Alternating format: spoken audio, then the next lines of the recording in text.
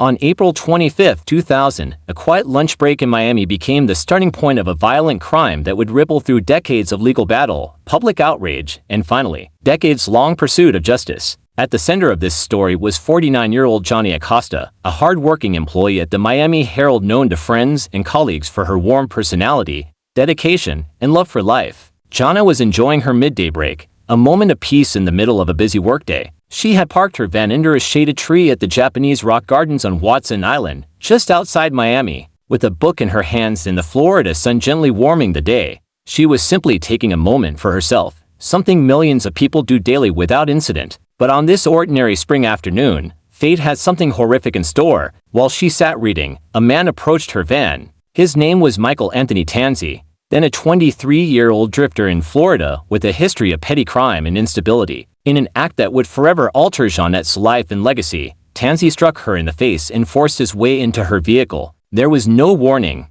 no evident motive, no reason except opportunity and cruelty. Witnesses later recounted small details.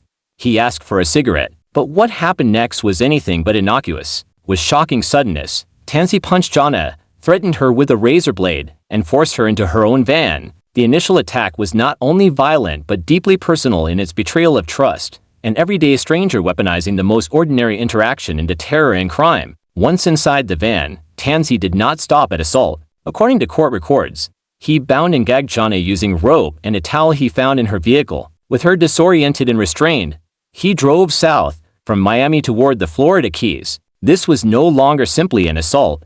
It was a kidnapping, a criminal act compounded by malicious intent. Along the way, Tanzi exploited Jeanette's awareness and agency in the most brutal way. He forced her at gunpoint to withdraw cash from an ATM using her bank card, not for survival, not for escape, but to fund his criminal spree. At one gas station stop, he removed $53 in cash and took possession of both her cash and her bank card. The violence escalated further. Tanzi used the bank card again in Tavernier, Florida, where he withdrew additional funds. During the trip, he also bought duct tape and razor blades from a hardware store, ominous tools later tied directly to the final act of what would become a terrifying murder.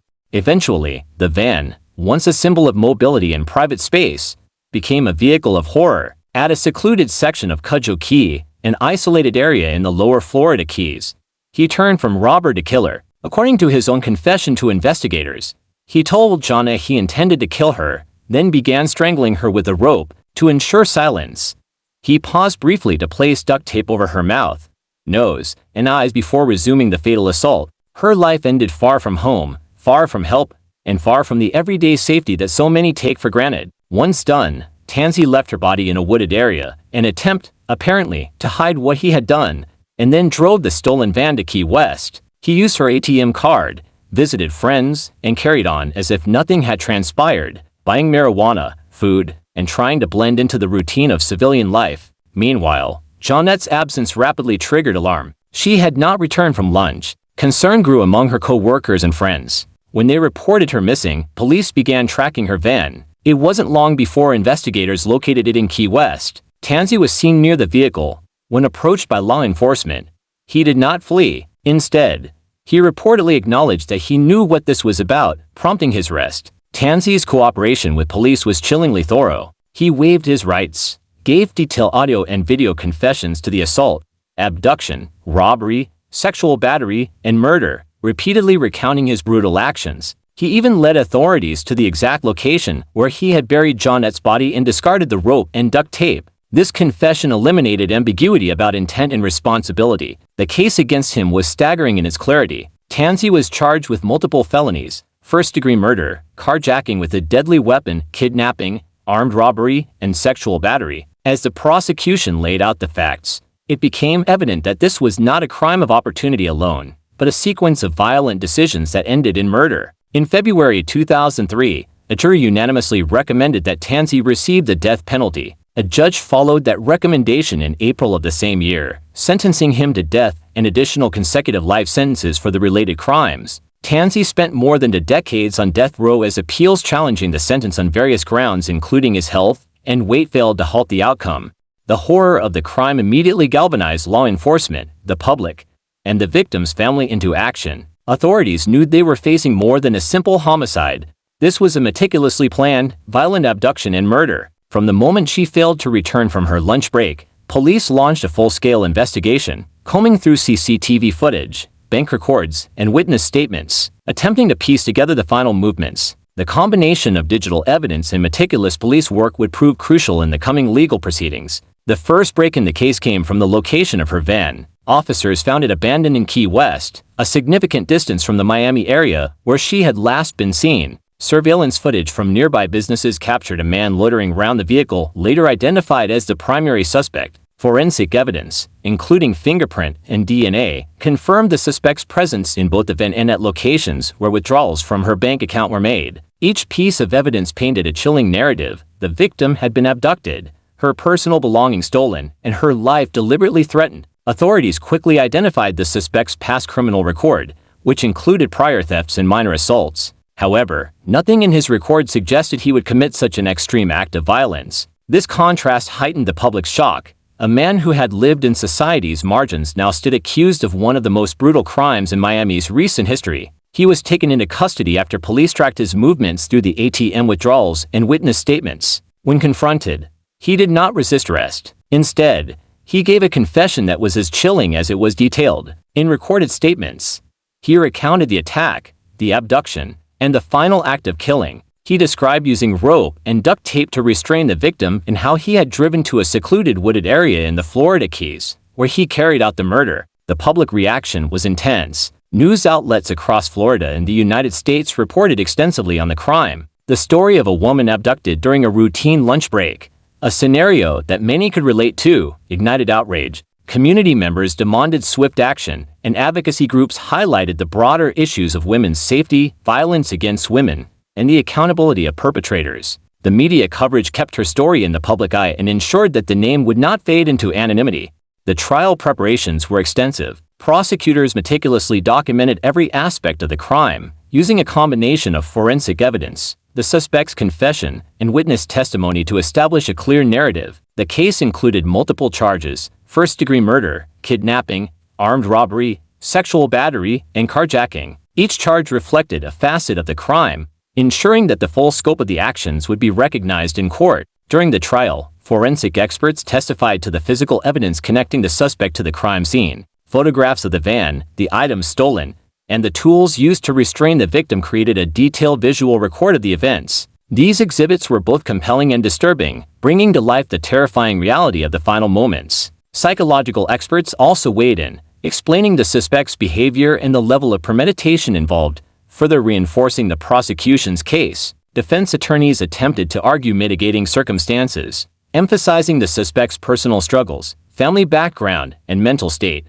However, the overwhelming evidence, including the detailed confessions, made it impossible to cast doubt on guilt. The jury considered not only the brutality of the crime but also the deliberate, methodical planning that preceded it. This was not a crime of impulse. It was a series of conscious, harmful decisions that ended in murder. After weeks of testimony, cross-examination, and deliberation, the jury reached a unanimous verdict. He was found guilty on all counts. The sentencing phase was equally scrutinized, given the severity and premeditated nature of the crimes, as well as the impact on the family. The jury recommended the death penalty. The judge upheld the recommendation, imposing a sentence that included execution by lethal injection, alongside multiple consecutive life sentences for related crimes such as kidnapping and armed robbery. The verdict brought both relief and reflection. The family described a complex mix of emotions: grief at the loss of a loved one, horror at the details of the death, and a measure of solace in knowing that the person responsible would face the ultimate legal consequence. Advocacy groups and the public noted that while no sentence could restore the lost life, holding the perpetrator accountable was a crucial demonstration of justice for victims and a deterrent for future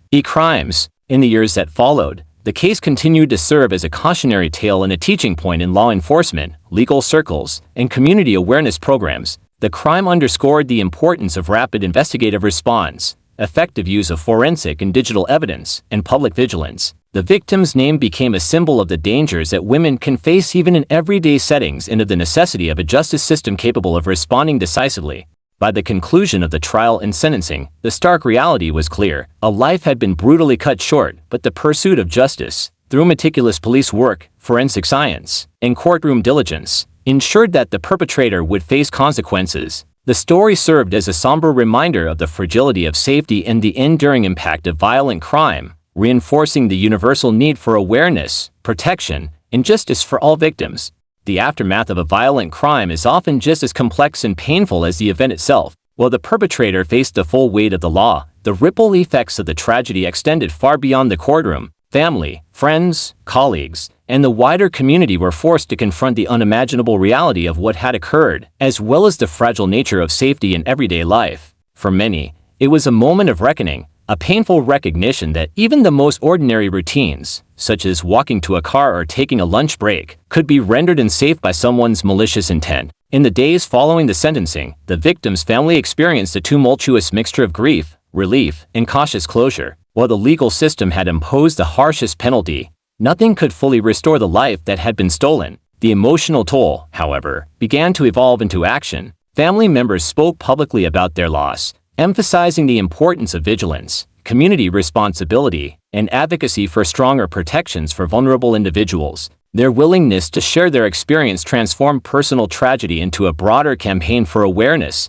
Media outlets continued to report on the case for months, not merely to sensationalize the crime, but to highlight systemic issues that contributed to it. The story became a touchstone for discussions about women's safety, public awareness, and the necessity of swift law enforcement response. Many recognized that while justice had been achieved in court, the societal lessons from the incident were far from over. Educational programs, community seminars, and public campaigns emerged, using the case as a concrete example to teach safety strategies and encourage proactive action when suspicious activity was observed.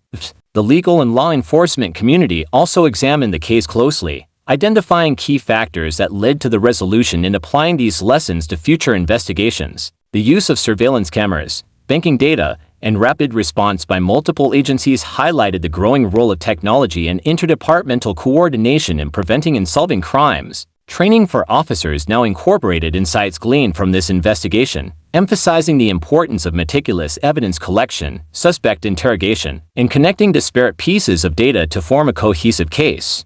Beyond the immediate locale, the case resonated nationally and internationally. It sparked broader conversations about the vulnerabilities that women face in public spaces and the responsibilities that communities have to ensure safety. Advocacy groups cited the events as an example of why public awareness campaigns are essential, highlighting the risks of trusting appearances, the importance of reporting suspicious behavior, and the critical need for swift legal action. The case underscored that personal safety is not solely an individual responsibility, it is a shared societal concern.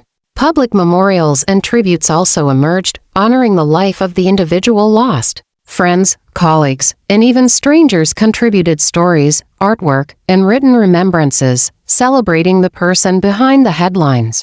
While her name had been splashed across media reports, these tributes focused on her character, passions, and the impact she had on those around her.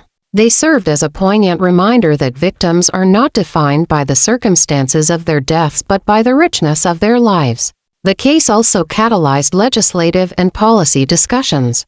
Lawmakers and safety organizations examined gaps in existing protections, especially those that left individuals exposed to violent encounters in public spaces. Recommendations included improved emergency response systems, public surveillance expansion, and educational outreach programs that teach situational awareness. In many ways, the tragedy acted as a stark impetus for preventive measures, aiming to protect others from experiencing similar horror. Years later, the crime continues to be referenced in discussions about criminal justice, victim advocacy, and women's safety. The legal outcome serves as a benchmark for handling high-profile abduction and murder cases, while the community response illustrates the power of advocacy and public vigilance. Workshops, seminars, and awareness campaigns repeatedly cite the events as a real-life example of the consequences of criminal behavior and the potential for society to respond effectively when systems operate correctly. Ultimately, the story serves as both a warning and an inspiration. It warns of the dangers that can exist in seemingly ordinary moments, emphasizing that vigilance, awareness, and community support are crucial. Simultaneously, it inspires by showing that justice, persistence, and collective action can lead to accountability, reform, and long-lasting societal impact. Through public discourse, memorialization, and legal precedent, the life lost continues to influence change, ensuring that her story does not fade into anonymity but remains a catalyst for awareness, prevention, and justice.